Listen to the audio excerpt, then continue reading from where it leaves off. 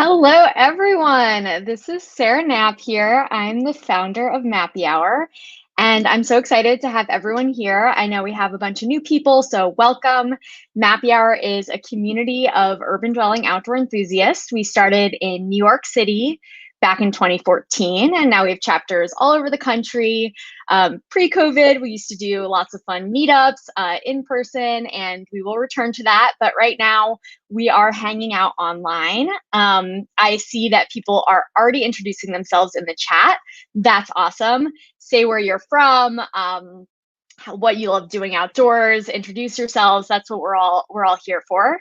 And tonight we're actually teaming up with the North Face. They have been a global partner, presenting sponsor of ours for the past few years, and so excited to go behind the scenes with their design team tonight.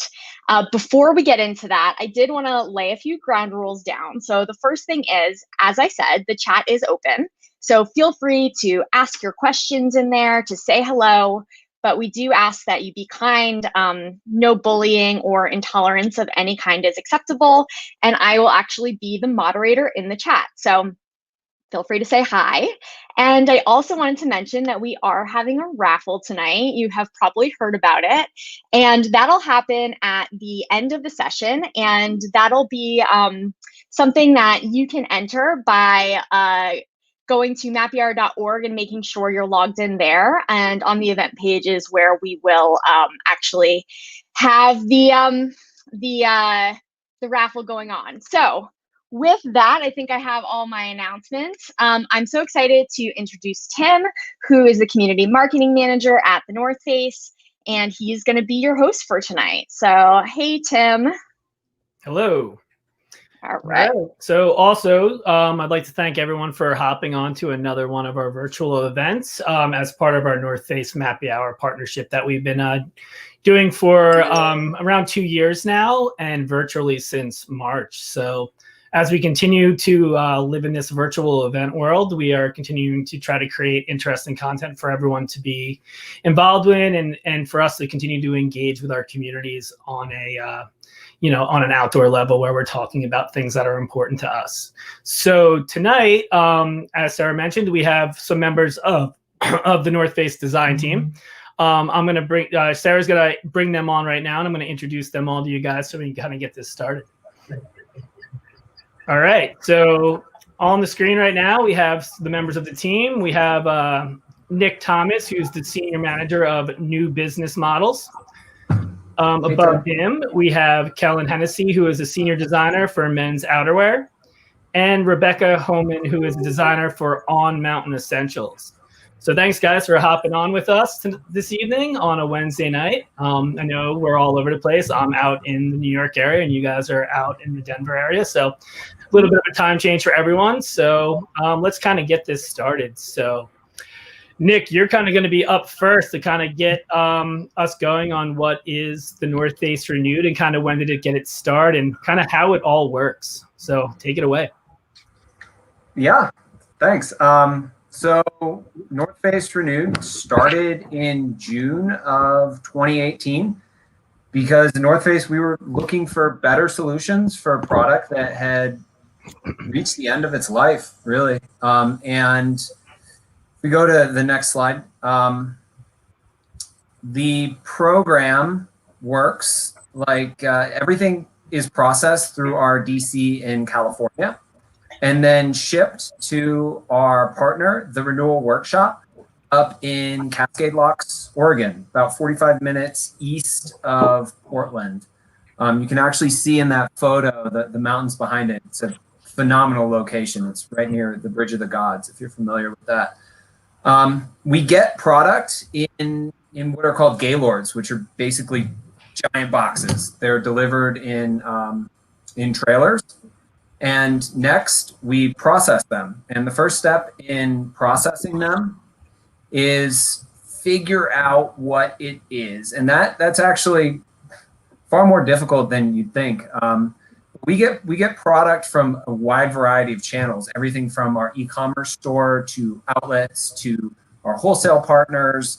to our brick and mortar stores, and just figuring out what the product is, what its price originally was, is a task unto itself. Assuming we can figure it out, though, we then need to identify what the damage is and why it's actually come to the renewal workshop and renewed. Assuming we can do those two things, we then clean it. And so the next step in cleaning is utilizing one of two machines. The first choice is the Tersus machine, which uses liquid carbon dioxide. It's a waterless cleaning machine. And that cleans products to commercial level cleanliness. Unfortunately, there are trims, there are textiles that won't allow us to use that. So if that's the case, then we use commercial washers. Once products have been thoroughly cleaned, they are then sent to quality control. We have an 8-step process, and there's 5 quality controlled steps within it to make sure we effectively clean it. Next, after that, we actually repair it. And everything we sell on Renewed is sold as like new. And what that means is you shouldn't be able to tell the difference between a new off-the-shelf North Face item and a Renewed item. And what that means from a repair standpoint is we actually have to figure out how to repair things using existing seams or along a hemline or in a very discrete, non-noticeable location, so that should you buy something from Renewed, you wouldn't be able to tell that we actually repaired it. Next, we actually photograph it. We photograph everything, again, because certain things weren't originally intended to be sold on an e-com environment. So we photograph it, and then we load it in the ERP, and we package it. All Renewed product gets a 100% recyclable belly band. So we don't use poly bags, we use belly bands. And next, we put it into inventory. We use a chaotic inventory system. All this is happening with Cascade Locks at the Renewal Workshop. Instead of a more traditional inventory system where you would have one style, one location. If you look at that image on the left, I think you've got a thermal ball in there, you have an Osito, so you have a lot of different styles all sitting at one location. But because we know where that location is, we can find it and we can ship it to you. That's pretty much it. Cool. So what are some of the results that you've seen from the Renew program? Yeah, so since 2018, we have diverted over 140,000 pounds of textile waste that probably would have ended up in the landfill. So that's a huge win. And we are working on getting our utilization, so the amount of product we receive and that we can actually either upcycle, repair, and sell upwards of 80% now. So yeah, huge inroads, and a lot of runway though as well in what we can do with this program. Fantastic. So I think coming up next, we're going to see a little video that you guys created as we lead into the next session that will be about the design residency. So we're going to cue up the video right now. We're here at the Renewal Workshop in Cascade Locks, Oregon. We are working with them to refurbish garments that have been damaged. They launder them, they repair them, and then they resell them to keep them in circulation. Part of our brand DNA for the last 50 years has been focusing on durability, and what we're doing here at Renewed is really an extension of that, prolonging the life of products to keep people outdoors. Working with Renewed has been really eye-opening for us. It's brought to light the challenges that are ahead of us in terms of circularity and how to create that, and trying to keep the original material in circulation so that it never ends up in landfill. Until you're here, until you see the massive amounts of product, these boxes full of waste, you get a real sense of what you can do as a designer, but also just solutions. Working with the Renewal Workshop, I came to the realization that as a designer, I don't think really beyond how is this garment gonna live past the first life cycle. That's opened my mind. How can we make garments that are more easily repairable, more durable? We have 4 designers here. The Renewed Design Residency is a week-long project starting with a bit of an education in circularity to see the scope of product that's here, the type of damages that are being encountered, to learn about how the repairs are being done, and to look at the product constructively and creatively and rethink it to create something that's a little edgier, a little bit different to reach a new consumer. Recognizing that there's so much product that could get a second life, and North Face being a technical leading brand, there's a lot of good things about the product still that can be utilized. Seeing what's wrong with a few garments and trying to use as much of that as I can into what I'm remaking.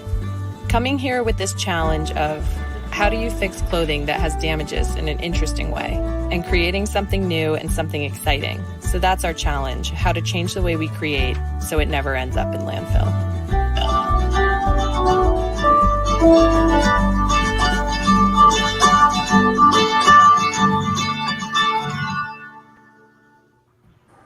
Okay. So, as you can see from that video, we have two of the people that were involved in the residency on with us, with Rebecca and Kellen. So, first question is going to be for you guys. How did the design residency come to be? So, how did this idea get started? Well, this was a really fun passion project. Becca and I have both been really into sustainability as long as we've been with the brand.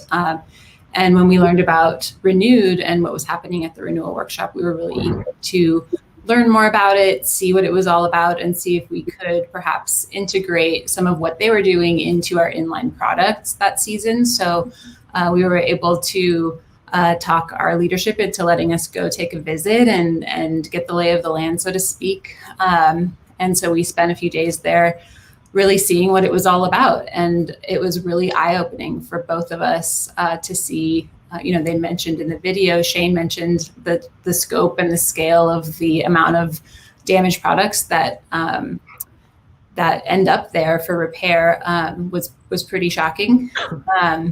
So we were really trying to figure out what the best way to integrate that into the season was. We kind of left, actually, I would say almost a little overwhelmed and discouraged. Like, how are we going to make this work within our season?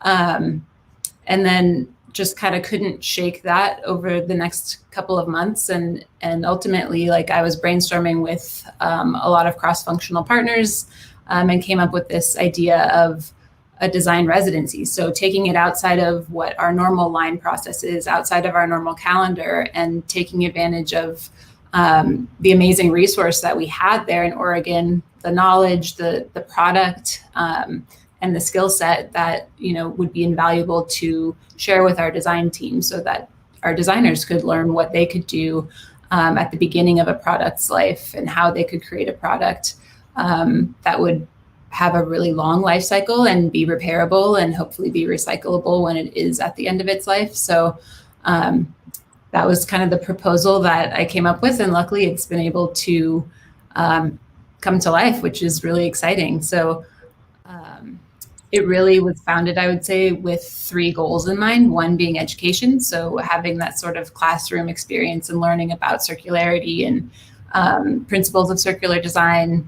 and learning about how to affect change within our actual line. And then it's also an amazing opportunity for creativity. We all, I would say, have huge challenges and creative aha moments, just collaborating with one another as a team, Frankensteining garments. It was a really unique experience to step away from, a corporate kind of design experience and go get your hands dirty. And then the third goal being scaling repairs. So we'll talk about that more when we talk about Remade, but looking at all the damages that happen there and trying to figure out how can we scale some of these repairs in a cool visual way that customers will be really excited about.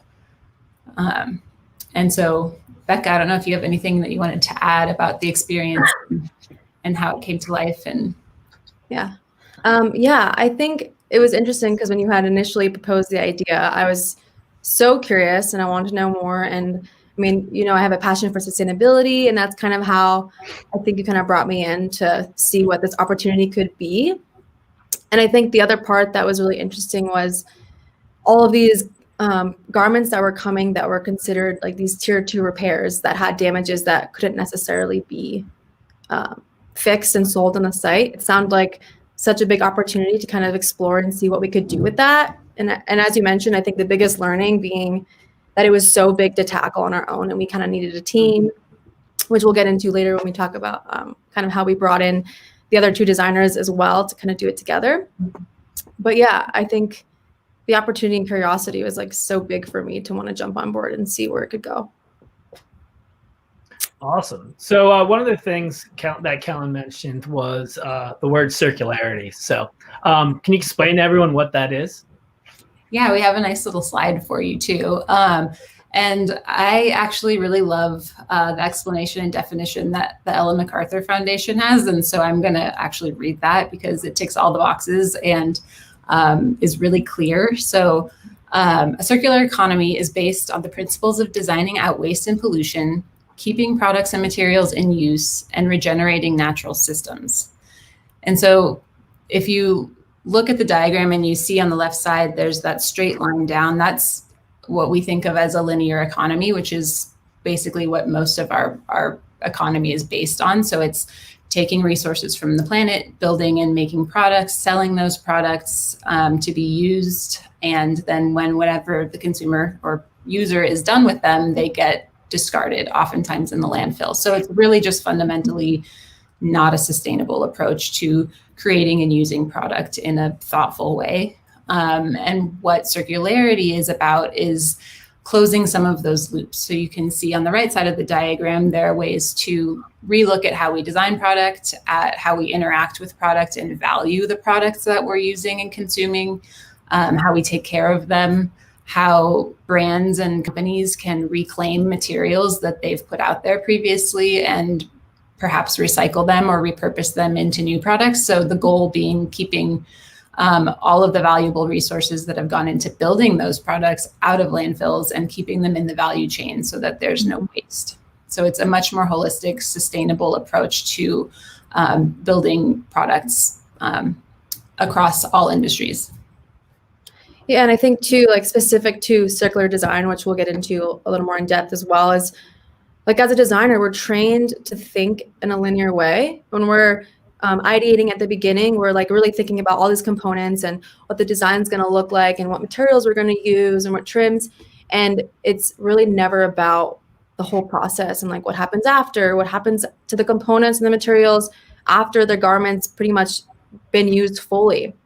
And I think it's such a complex way of thinking that it's easy to kind of not think about that.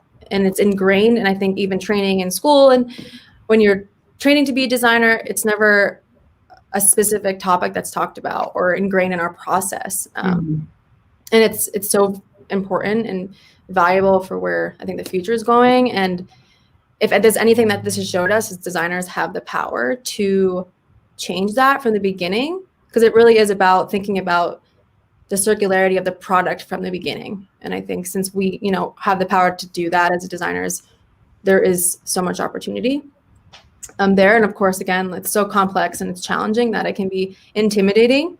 But there is so much opportunity for sure. Yeah. All right. Cool. That was a great explanation. So we did get a couple questions that came through, I guess, based off of that. So the first one is from Colin. He asks, assume that all fixed garments shouldn't be the same, right? Because there are different damage levels for each garment. You have a response for that? Yeah, absolutely. So, and that's one of the huge challenges of working in this way and why, it's not something that's easily scalable. So it's hard for brands to do this because when you're going through huge boxes of product, there's so many variables. They're all different colors, they're different materials, they're different sizes, they have different damages in different locations.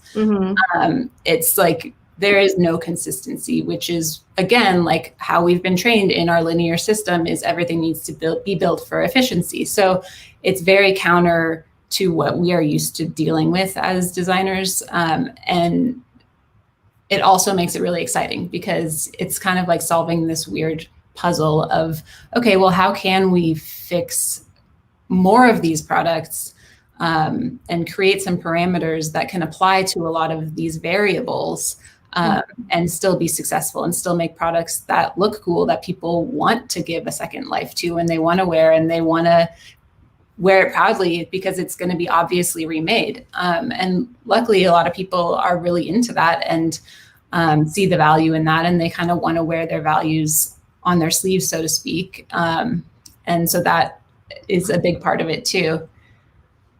Yeah, I think you summed it up pretty well. I mean, the variables is what made it so challenging and overwhelming, was sorting through, bins and bins of garments, and we didn't even touch the surface. And everything we analyzed, we tried to bucket into groups, but it was still like we had to give every piece attention to think about what the solve could be. But yeah, I think you summed it up as best you could for kind of how we're dealing with it. Yeah.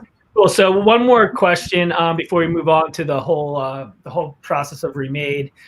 This one's from Connor. He said, with the products that cannot be renewed, do you deconstruct the product down to its varying fibers and reuse that material? Yeah, so that was a big part of what our learnings were, as we were taking the products that couldn't be renewed and using them to repair the remade products, and also to build out the sort of creative Frankenstein pieces that we worked on during the residency.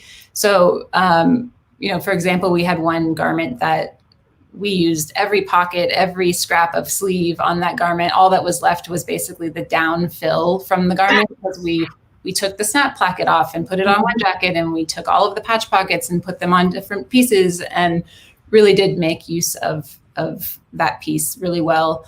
But we can't reuse every little piece of every garment, unfortunately, right now, just because the pieces that can't be used can't always be recycled very efficiently at this point, based on where we're at with textile recycling technologies.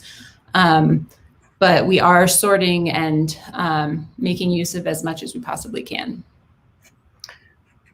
All right, cool. So we also had some other questions from people coming in about Remade, but since we're going to hit that area right now, I'll kind of hold off on those questions. So let's talk about Remade. So what is it, and kind of what is that process? Sure. So in a nutshell, Remade is basically what was born out of the design residency. So that third goal that I explained in the beginning of like, how do we scale this? That's what produced Remade. And it's a segment on the Renewed website that you can see. And this image captures it really well. It's visible repairs. So these are garments that couldn't be repaired to our original set of standards, which are, things needing to be in like new condition. And so looking at how we could creatively repair those to create exciting one-of-a-kind product that is overt and visibly repaired. Came with a lot of challenges, though. So Becca, do you want to kind of speak to some of the challenges? I mean, I think that leads us into the next question as far as like the biggest learnings. But yeah, I mean, the difficulty in repairs was kind of the biggest takeaway. Like we mentioned, so many variables.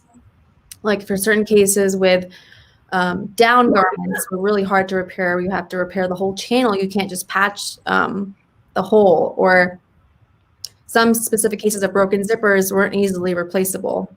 In the case of trims as simple as a snap, they only had one type of snap repair component that they could use. So if that didn't match, they basically couldn't repair it. They'd have to replace the whole snap, which in some cases worked out where it had like a cool look. But yeah, I'd say to that point, the difficulties they just varied in so many cases that it kind of goes back to each style had to get its own attention.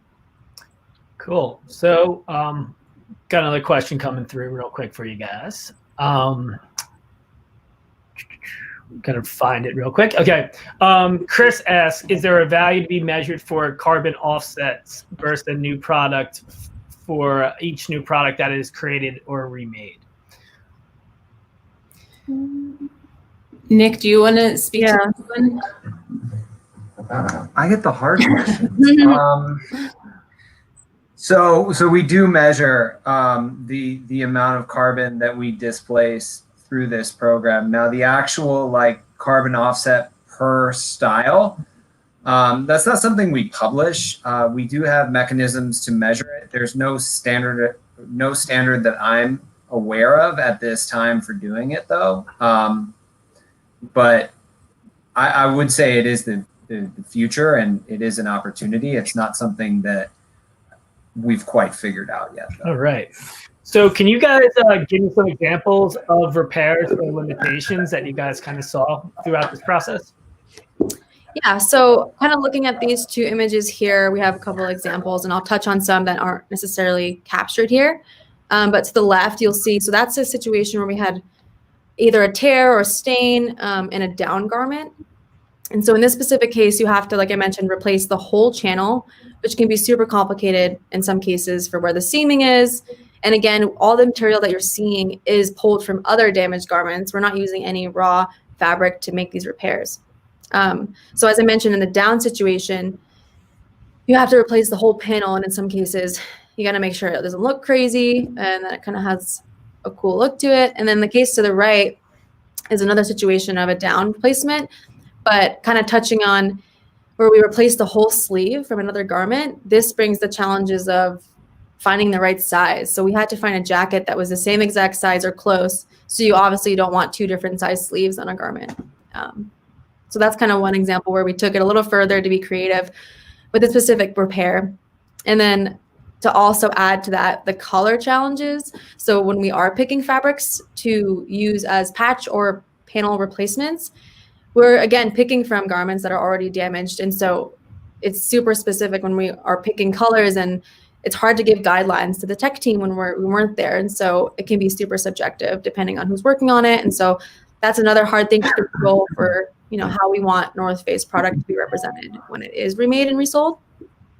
Let's see if you want to add to that. Yeah, I think on the next slide, there's a few more examples. So another approach that we took was a lot of times the defect is a damaged trim or a damaged zipper. And we encountered that in a handful of thermoball jackets or fleeces, and thought about like, okay, well, aside from repairing these, which zippers are challenging to repair, maybe we can kind of restyle them in a simple way. So by removing the center front zipper and removing the collar or the hood if it existed, and then just binding those edges and providing a really simple template for what that neckline shape would be, we were able to make these cardigan pieces that I was really excited about because I love myself a military liner, and this has that vibe. So that was a case of kind of rethinking what the function of the garment might be, and trying to come up with a simple, creative solution for how to affect that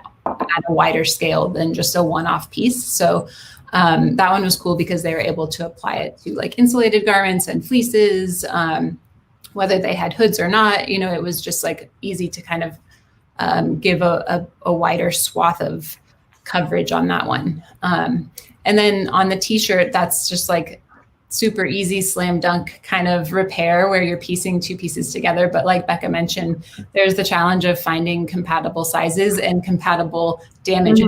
It's like you don't want to sacrifice a garment that half of a garment, if you don't have the matching other half, that also needs to be sacrificed, because then you're creating extra waste. So, there's these puzzle pieces again that you have to kind of figure out how to communicate those repairs for. But the tech team has been really amazing to work with, and they're taking a lot of the standards that we built and they're running with them. And we're still continuing to learn as new products are being made of like what guardrails we need to set up around, color usage on certain types of products, or where patches are appropriate and where they're not appropriate. And kind of with the ultimate goal of making sure that the product still looks cool and people are excited to wear it. Cool. Super interesting. So lots of questions coming through. So we got one from Elizabeth. She asks, obviously you can't plan for some problems like stains, but I imagine through this process you learn where fractures or defects tend to happen in product. Has this feedback changed design of new products? Yeah, I would say so. And Becca, you can jump in on this too. But, we we have always had a general knowledge of, abrasion zones in apparel, like obviously elbows take a lot of wear, shoulders, if you're wearing backpacks, take a lot of wear. So this really, it's one thing to be taught these things. It's another thing to see the use in person and see how a garment is damaged and work around how to solve for that. So those are some obvious examples. But then I think we also took some learnings that were maybe a little more subtle away around, like better zippers to use for pockets, or like where to consolidate trims so that it makes repairs easier. There was a lot of learnings that are hard to really sum up and quantify because it was a huge variety of damages and issues and products that we had our hands on. Totally. I think that was the hardest part too, is like seeing something you worked on and then seeing what failed about it. I mean, again, as designers, you don't see or get that feedback about the end of its life. You're only kind of getting like what's selling really well, or what you can tell is getting good reviews, and obviously reading feedback there. But yeah, I would say, I think that's kind of the goal too of the residency. We're hoping for future teams is that they'll go in and they'll kind of do what we did and then take learnings as well from what they're seeing in repairs and damages and certain fabrications that don't perform well over time, and then take that to our day-to-day inline creative process. And I think for me, it definitely is on my mind when I'm designing. I think about the things I saw, and it makes me think twice about, like Kelly mentioned, choosing something as simple as a more durable snap that's less likely to fall off or come apart, which is always the goal. And I think I'm less likely to I'm more likely to push back when it comes to choosing something cheaper. I kind of fight for something more durable, and that's gonna less likely be damaged. But yeah, it's definitely challenging, and I'm hoping that we'll be able to use our learnings and implement our normal process. All right. So I think to the point what you guys are talking about now, this question's relative. So Jesse asks, with the creative thinking and design talent on your team, it seems you could technically repair almost anything, but it's a matter of having the time to do so at the one-on-one level. How did your team consider how much time you'd spend on one garment, and what lessons did you learn about time efficiency when considering how to scale? A good question. Yeah, that's a really great question. That's probably a really good question when we show like one of the raffle pieces. Yeah, I mean, we were in over our heads and how long it would take. We thought, we could do it in a short amount of time, or we didn't give ourselves enough time. And that's when we realized this needs the whole team to just focus their energy on it to even touch the surface. But yeah, I think, Kellen, do you want to add to that? Yeah, I mean, we definitely, I think we're all very stoked on the creative approach of the residency for the first couple of days, and just the thrill of having fun and getting crazy with making these garments that you see, like the raffle pieces. And then we needed to go through that experience, though, I think, to really comprehend the trends that needed to be addressed for the Remade collection and the scalable repairs that needed to happen. And time was a huge part of that conversation, and talking to their sewing technicians about like what was a reasonable repair for them, and how they rate repairs in terms of timing. So like a zipper repair, in a lot of cases, it'll be faster to cut the zipper out and restyle the product than it would be to painstakingly remove a zipper that's been stitched in with 3 stitch lines and replace it. So trying to think around, creative solutions for those time-consuming repairs, or also thinking about things like Becca touched on the snap issue of, they have one snap die and we have a wide variety of snaps that we use across the line, but can we consolidate those snaps so that way repair facilities have an easier time and a faster time making those repairs? So yeah, time is money, right? So it definitely factored into the parameters that we built for the visible scaled repairs, 100%. Yeah. I felt like it happened pretty organically as well for you guys as you were looking through literally boxes of product and seeing similar issues in product. those were the ones you decided to tackle, right? I remember your process was like, okay, we're going to put everything with a, down channel rip here. We're going to put snaps here. We're going to put snaps here. And then as you started to see some of those piles get bigger, you're like, that's where we should go. Yeah. First, right? Yeah. Yeah. Those are kind of the low hanging fruit, so to speak. Yeah. We definitely saw like trends, and I think that definitely made it like more achievable to focus in, because we could have went so many different, we had so many piles of garments with damages that we had to kind of focus on what we could achieve within the time that we had, I would say. Cool. So we are getting lots of questions. I'm going to hold off on a lot of these towards the end so we can kind of go through and talk about the 2 raffle items we have. So we have the one up on screen right now that you guys were both a part of in creating. So why don't you kind of walk us through these raffle items for a couple minutes? Yeah, sure. So the one you're seeing right now is actually one garment made of, I believe, 4 garments. And as you can see, there is a pattern where everything's navy. So that's kind of how I focused in. Is I found there was also a trend with what we saw. So we saw a lot of like black and navy, like thermoballs with small tears. And so we were able to sort by color, which was one, I believe, Kellen, remind me, but I believe that was part of our process too. We started sorting by color. Too. Yeah. Just for when we end up picking repairs and kind of trends there. But I basically was searching for things that were navy that I could salvage from any parts. And so what you'll see in the top, there was this North Face cotton hoodie sweatshirt that had, I believe on the pocket, had some stains, and as well as on the cuff, like there were stains kind of throughout. And so I wanted to salvage what I could. So I kind of cut off the sleeves and cut off the bottom half. And then this thermoball jacket that you see as the rest of the style had a broken zipper at center front.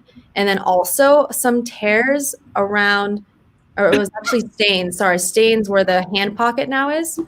And so I kind of had the idea to turn it into this Anorak pullover. And so what you're seeing as the 4th style component is actually the patch pocket. I pulled it from another coat and I used this really furry fabric on the inside. And I think for like most of us who went through the process, it was pretty much just playing around with what we could find and cutting pieces up and being super creative and trying things out and seeing where the design would end up, which is where the creative like freedom was really exciting. And so I did sketch into it. You'll see the next page, the next slide rather. Should go in there. Yeah, so I did sketch into a couple ideas, but in the end, it ended up still being what I played around with and kind of sewing the pocket and thinking about the shape and how I can make it work. And then obviously I went from the full zip to a hoodie. So I'm like, how is someone going to get this garment on? So I pulled some zippers from one of the other styles that was damaged and put them on the sides. And so you could actually get it on and off and then wear it open. And so, yeah, it just kind of turned into this really fun, cool piece. And it was just purely creative by trying things, which made it really exciting. Yeah. I think there's a couple more slides to kind of show, just a process of creating it. Yeah, it's like playing around and having fun was kind of the goal. And we were surrounded by garments and piles, and it wasn't the most, creative environment studio we were working in, but we made it work. So, yeah. Yeah, we were a scrappy bunch. It was scrappy, yeah. So yeah, I'd say that kind of sums up where this one kind of ended up. Great. So before we go to the next raffle item, Deirdre has a question. How many garments did you guys receive and how many were you able to remake during the design residency? Ooh. How many we received? That's a hard one. We went I figured that would have been a hard one. At least 2 of those Gaylord boxes, which I think each have. Nick, how many garments would you say? There's probably 350 to 400 garments in one of those. So we probably went through close to 1,200 garments. Yeah, so it was a lot of rooting around. And then we ended up, I think, making 12 or 13 of these one-of-a-kind, really creative Frankenstein pieces. And then the first batch of Remade, Nick, help me out. Was it 100? So it was around 100 pieces that came out from scalable repairs. But I think the most important point there is whether you're taking a zipper off a thermoball now or adding a patch to a Noopsy, these repair types and standards can now live in perpetuity. So we actually just launched another round. If you head over to Renewed, North Face, the NorthFaceRenewed.com, we launched another set of remade items today. And we continue to do so bi-monthly, using the repair types and standards that Rebecca and Kellen came up with. Yeah, and I think thinking back too, because I know when we were sorting through, we wanted to have a good variety of the different repairs that we chose to work on. And I know we had to sort it by size. And I have like a list showing how many per size and then the common trends. And some of them only had extra larges. And so we wouldn't have smalls available. And so there were a lot of layers we had to think about that we didn't think about going into it, which kind of goes back to scalability. But I think us diving in firsthand was kind of experimental. And then I think now with the guidelines that Kellen kind of put together from us brainstorming together as a team, are working to kind of keep doing more repairs and figuring out how to scale that more. Yeah. Great. So let's continue on like the whole idea of having fun and being creative with this next Raffle. This one's so fun. So fun. So yeah, this specific style kind of was born, I'd say, collaboratively. I remember we had this really long floor length Noopsy jacket and also the standard kind of puffy green Noopsy that you see me wearing on the upper half. And Kellen was kind of like, I think it'd be really cool if we somehow made this into like a sleeping bag. And I was like, that's a really cool idea. How can we make this work? And then from there, I remember she's like, yeah, do you want to take this on? I'm like, yeah, I'm just going to see where this idea goes and have fun with it. I love this. And so it was like one idea led to the next and led to another. And I just kept building off of what was wrong with it, what I could make it into. And it was like one idea I wanted to make it this multi-1 sleeping bag jacket. Still see the cap. There were some damages that we ended up putting patches on. We did pull some fabric for not to those damages, and that's the camo patches design. And then the hood components, so the lower half of my body is actually upside down. Length, quilted puffy jacket. I cut the sleeves off, sew them closed, open up the hand pockets to make them where feet are actually currently exiting. And then I get this stuff sack kind of attached to the jacket. And I completely made it by myself, hoping that it would all fit, which miraculously all us in. I can't confirm how it do. Hey, Rebecca, you're beginning to like kind of get a little scratchy here. I think. Oh, am I cutting out? Yeah, you're cutting out a little bit. So. Oh no. I don't know. Kellen wants to hop in real fast and say anything, but you're good now. It just was is weird. It clear? Okay. You're back to normal. Yeah. Okay, cool. I'll just wrap it up. But basically the bottom half unzips and it turns into what I wanted to call a camp blanket that you can just wear with your arms coming out, and then as a full sleeping bag or as a jacket. And I think, I mean, yeah, I can't tell you how long the full garment is, but it's pretty long. So I think all sizes fit in this case. But yeah, it was pretty creative and it was a lot of fun. Yeah, I mean, I have this piece sitting right behind me in my room, and it's still in the stuff sack because I was not sure I could get it back in the stuff sack if I took it. I didn't know how big it was, and it looks very puffy. And I've been pressed down before into stuff sack before, but I didn't know if I could handle this one, so I kind of kept it nice and packed the way it was. Yeah, that's probably smart. Yeah, but the beast.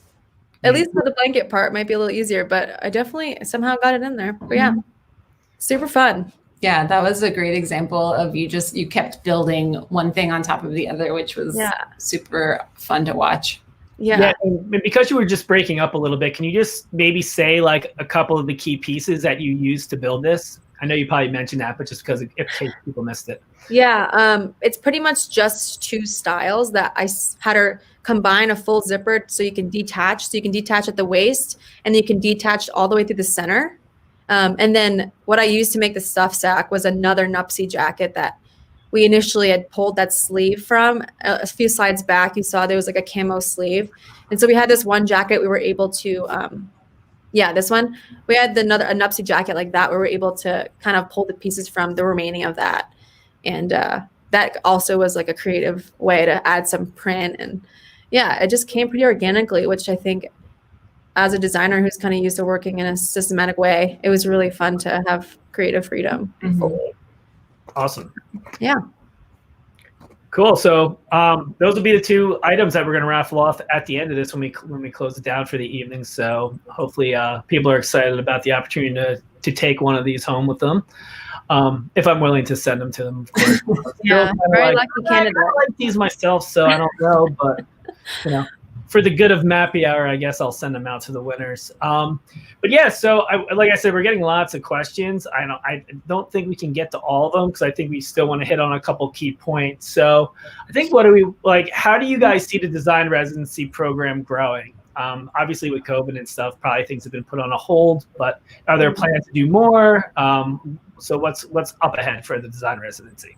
Yeah, I mean, the original intention was that it would be a biannual sort of opportunity for different design teams to rotate and do the residency until the whole team gets to have the experience and the education of doing it. And then each subsequent remade drop would kind of have the flavor of whatever team went previously, so we have several different teams ranging from snow sports to trail. And so there's potentially a lot of different perspectives that can come into play, which would be really great to showcase. So yes, COVID has definitely done a number on those intentions. We plan to get back to that once we can safely. In the meantime, we did have just a Zoom all design team circular design workshop. So everybody's gotten that educational part done and under their belts and is able to work into that. It's just that hands-on creative element that it won't be able to happen until, we have COVID under control. But I mean, that said, I think there's also a lot of opportunity for cross collaboration with, mentoring organizations or some of our partner companies within the VF brands or collaborators. It's such a great experience and opportunity to learn that I think so many people or organizations could benefit from something like that. Yeah, I mean, and the education component was just so valuable. I know for me, that seems to be the most, definitely would be the most impactful. I think being immersed in it truly made an impact and lasting impression on how I would like to work moving forward and kind of some of the key takeaways. And then as well as, I mean, again, the eye-opening part was just super valuable to me. So yeah. So I think as designers, it's kind of like a responsibility to have a better understanding of what happens to products that you're building. Yeah. So that you can build them better and more responsibly. Awesome. So how do you guys think that these programs are a little bit different than some of the repair or resale programs of some of the competitors out there in the outdoor industry? Great question. I mean, I think we all have the same common goal of just wanting to take responsibility for the products we're building and try to improve and reduce waste. I think that our program specifically, like we have such a strong emphasis on the educational part, educating the design team, hopefully educating our customers about what's going on and showing them ways to kind of support Renewed and prolonging the life cycle of their products. So I think I would say that's probably the biggest differentiator is just that educational component that we take back to the beginning of the design stage. Yeah. And I think sharing the experience with other, like not just being one team who gets to work on it. I think the idea of bringing in everyone who's in our design team to experience it, it empowers us as designers to work together and kind of take back what we can from it outside of just kind of what impact we had on the few repairs or what new guidelines we created. Yeah. Cool. And to that point, did this experience change the way you guys think about designing or making product now? Yeah, definitely. And I think for me, it's the small details that have a huge impact. And I think those are the most attainable that I can affect at my level with having, leadership above you and having to kind of get approval for certain things. So for example, I bring up the snap detail because that's one I feel like I can really affect. But even just implementing a toolbox for our team to use where we're consolidating the trims we're using and making sure, like kind of thinking proactively of potentially what possibilities will happen in the future with recyclability or repairability are definitely the big takeaways. And then I'd say designing with a minimalistic lens, like focusing on less is more. It's like definitely ingrained in my process and I try to push for that. And then functionality first, like, do we really need it? Is it necessary? Are we just adding it to have it? What will the repercussions be in the long term if this were to get repaired? And I think that kind of goes back to designing for disassembly. That's not ingrained in our process. And I think it definitely is something that we are trying and hoping to keep thinking about in our roles. Yeah. Yeah. And I think for me, I've been thinking a lot more about designing more mono material, meaning like the whole garment is made of one fabric or polymer, or, you know, like basically looking forward to when garment recycling is a more common opportunity, basically, and building product now that will be able to be recycled readily when that technology is more available. Yeah, 100%. Yeah. And like Becca touched on, building tools too, I think, for the team, like making sure that everybody has all the resources that they need to make these kinds of decisions when they're designing. Yeah, because there are certain things that are more achievable and we don't realize it. We might just be picking the trim because it looks cool, but we don't know that there's actually an option to maybe make it a mono material within the whole style. And to Kellen's point, in the future, if we can actually recycle a full garment, if it's all the same material and it's that simple, then we've kind of prepared for that in the long term. Yeah. Awesome. So one of our listeners sent in a question, and it kind of goes with the next question that I had for you guys. It says, I want to make these. Do you guys have any patterns available? So to that question, as a follow-up, like what can the public do to participate in this program? Well, sadly, we don't have patterns. I wish. I want to make another one for myself, whoever the lucky winner is, to keep it. I know, all of the one-of-a-kind pieces. Seriously, yeah. Truly one-of-a-kind. But I think, seeing the value in your garments, taking really good care of your garments, repairing them, taking advantage of warranty. Like we have a lifetime warranty on most of our product, and taking advantage of like repair facilities, or if you are comfortable repairing yourself, like just make sure that you're making the most of your product, I think is a really big one. Yeah. Nick, what else have you guys got?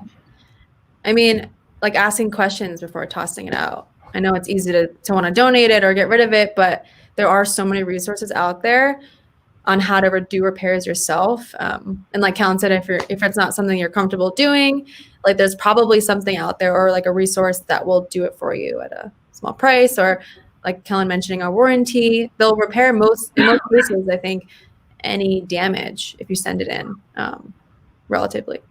Yeah. Nick, do you have anything to add?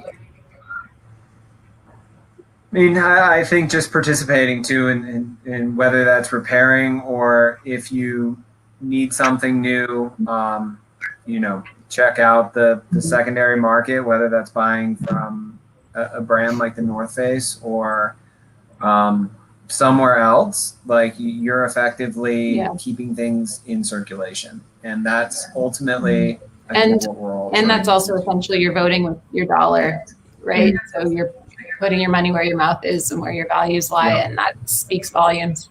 Yeah. Cool. So one other question from Jess is, how would you guys like to see this type of insight and education scaled at the industry level? Scaling this workshop model or aligning on durability, design criteria, etc. Great. I don't know if they're giving you options with that question, or they're so many good questions. It's a good question, though. Well, I think that from what I'm seeing, like in the industry, that there is a good amount of collaborative information and open sourcing of information around like durable design, designing for disassembly, designing for repair. If you're looking for it, you can find those resources. to help influence your design. So that's something that I think is great because brands tend to be looking at the greater good rather than trying to, protect that kind of information. And to me, I mean, the workshop model is amazing, but I think part of what made it so amazing is that it was a small team exercise and team bonding experience. And that's not to say that that can't grow, but I think that it made it really special. And being able to do a lot of those workshops with those small teams is a great way to do it.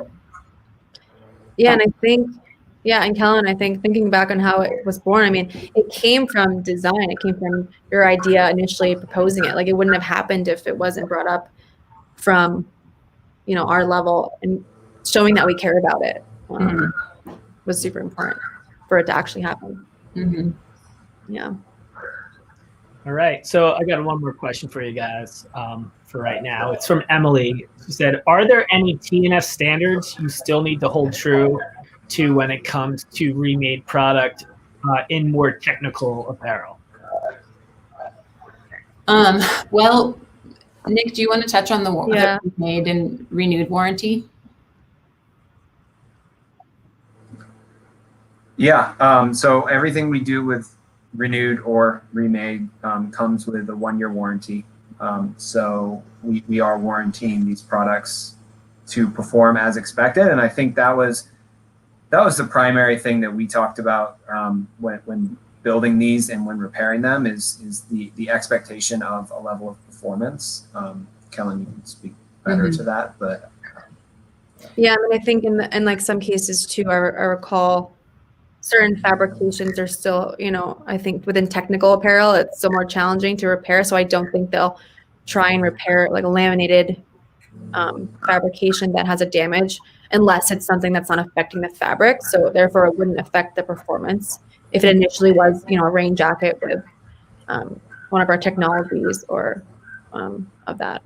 Right, Kellen, I believe that was kind of why we were able to go first and focus more on the lifestyle apparel and less on the really technical pieces until we figure out how to repair those. Yeah. Cool. So I want to be conscious on time here. We're almost running up on an hour. We still got to do the raffle, but I just have one fun question left for you guys to kind of end with. Eric, he says he has an idea for renewed: a homestead tent with an Osido fabric floor and walls. Can you make this happen? Wow. I think it's pretty interesting. It sounds really, really hot, to be honest. But Osido walls, I could definitely see the floor. Yeah. Maybe if it like rolled out. Yeah. Have like a mat it's being in a room that's covered in rug. So. Yeah, it would be like a camping shag carpet in your tent. Yeah. It might be a little hard to pack, but maybe it's removable somehow. Yeah. It's a modular tent furniture. Maybe that's a way to use the Osido fabrication that we can't repair. Patchwork it together. Yeah. Yeah, it's a wild one. Yeah, it is. I like it. I wonder if I know what Eric that is who asked that question. For some reason, I think I do. But so there's been a bunch of other questions that came through that we're probably not going to get to on this. So what I can do is we can send them over to you guys, and if you guys want to answer them, and then Sarah and I can put them on like a review blog for everyone to go on the site and check out. And also everyone who's watching, if you do have more questions, feel free to still send them in, and we'll kind of sort through them and see if we can get them all back out to you guys and get them all answered by the design team for you guys. Cool. Because there's definitely a lot of participation here and a lot of good questions. I love all the questions. Yeah. Just not enough time, and no one wants to sit on a virtual event for much longer than an hour. So just gotta keep the time conscious of an hour. So I want to thank all three of you guys for coming on. I think this was super insightful, not only for myself, but for everyone watching. It was also kind of a cool way for us to kind of take a step away of what we normally do at Mappy Hour, not only for in-person events, but also with the virtual landscape that we've been doing since March. So once again, thanks for coming out, and even a bigger thank you for giving us these two awesome raffle items to give away to two people, because like you said, these are one of a kind. Yeah. No patterns were saved for these. No patterns were saved. And these are just going to be two really cool pieces that two lucky people are going to be able to get in their hands. So Super exclusive. So there's even like a handwritten note inside, I think. Mhm. oh, Yes. And all of hey, look at that. Yeah. It's not from me. It's from I hope.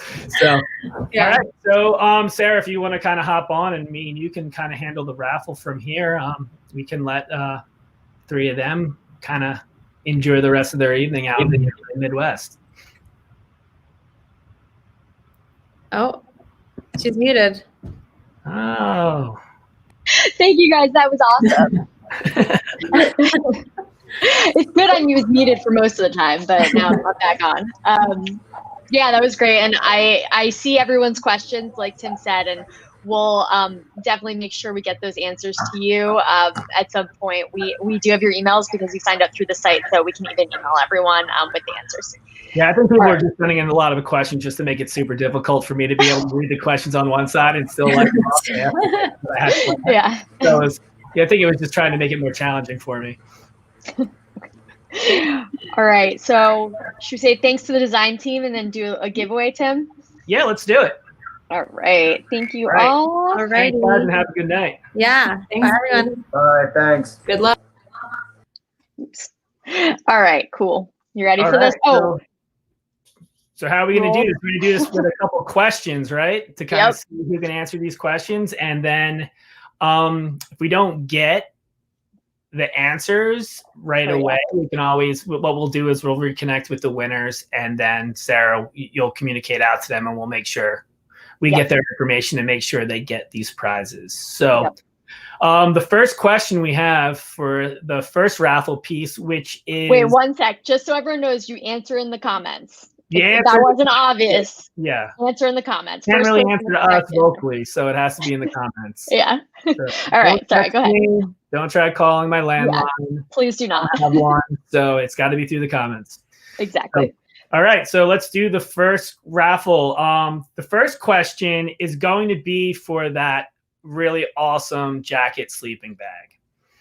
So how many pounds of textile waste has the North Face Renewed diverted from landfill since the program started? So Nick quickly mentioned this, but he didn't mention the exact number. So if you can take that number that he mentioned and try to be the closest to the exact number without going over, you will be the winner. While people are guessing, I did want to say that we do have one more event this year together, North Face and Mappy Hour. We're going to do one on December 1st.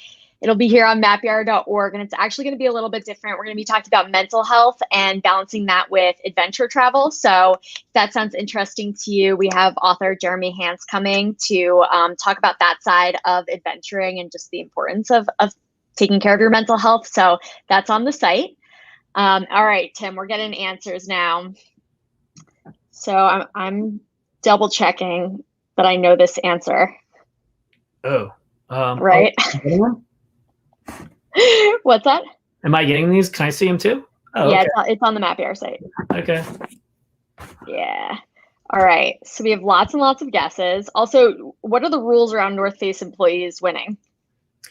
I think that is allowed. I think they took the time out of their evening to attend this event. I think Great. they are 100% involved in this. I mean, I can't win. I mean, yeah, can I win? I mean, I already have the items. I mean, I can just keep them. But yeah, no, I think it's open game. You paid attention. You came on, joined us this evening. You're eligible to win this. All right, great. So closest without going over? Yeah, closest without going over. Okay, so you guys, we are going to get your guesses in. We'll give you another, let's say 30 seconds. Because no one's gotten it yet. Just so you all know, no one has gotten it. But there are a few people who are close. All right. So should I announce the answer?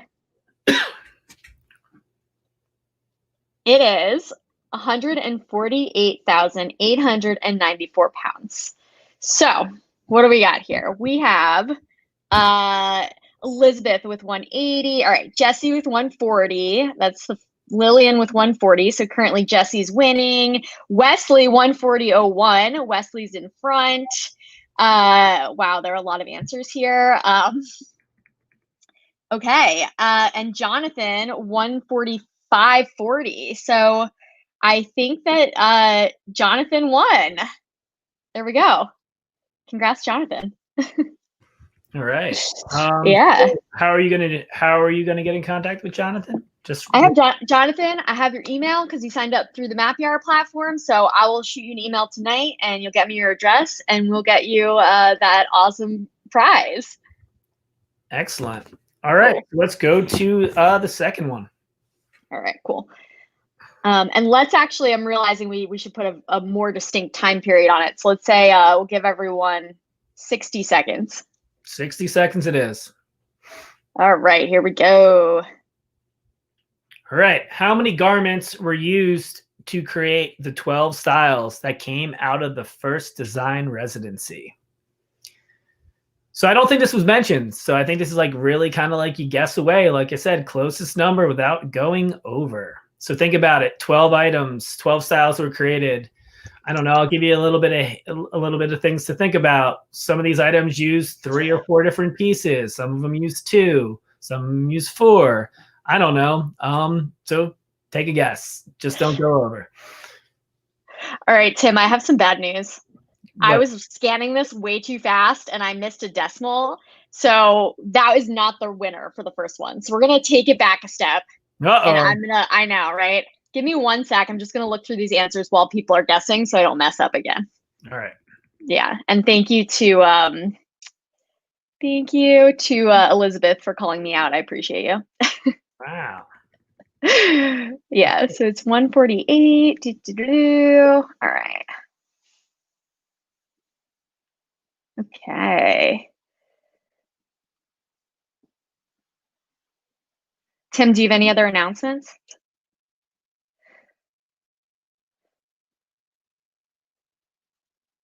Oh, I can't hear you. So I'm just focused on this raffle number 2. Yeah, I know, right? And it's just another item I have back behind me that I kind of want to keep. So yeah, it's actually sitting right here. This is it right here. So ooh, so good. I'm a little bit bummed I can't win, but you know, next time.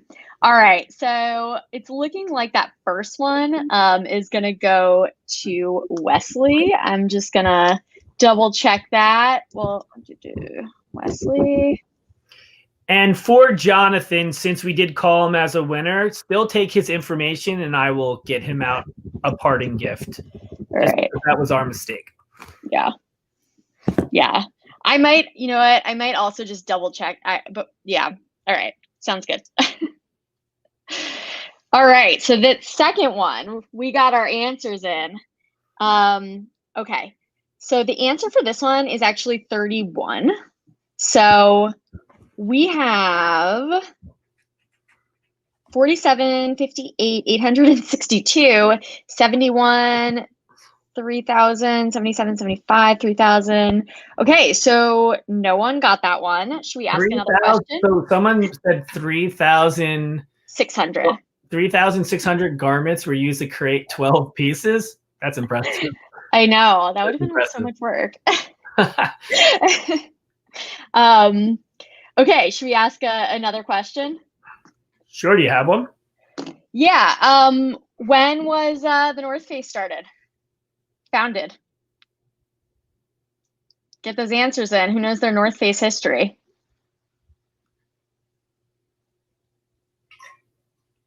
All right. Do you know that answer, Tim? Yes, of course. Okay, great.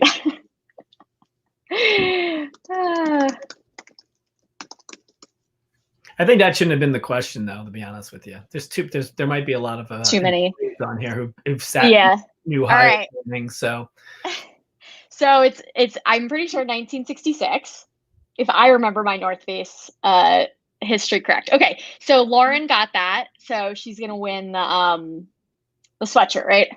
Sure. Cool. All right, sweet. Sounds good to me. All right, sweet. Sorry, everyone. Was reading too fast, missed a comma. Thank you for participating, and we can't wait to see you next time. And yeah, I'll send out an email tomorrow with some notes and just info on how you can shop the Remade collection and get more involved in Mappy Hour.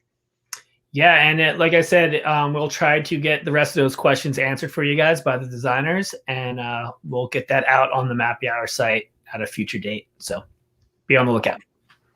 All right. Thanks, everyone.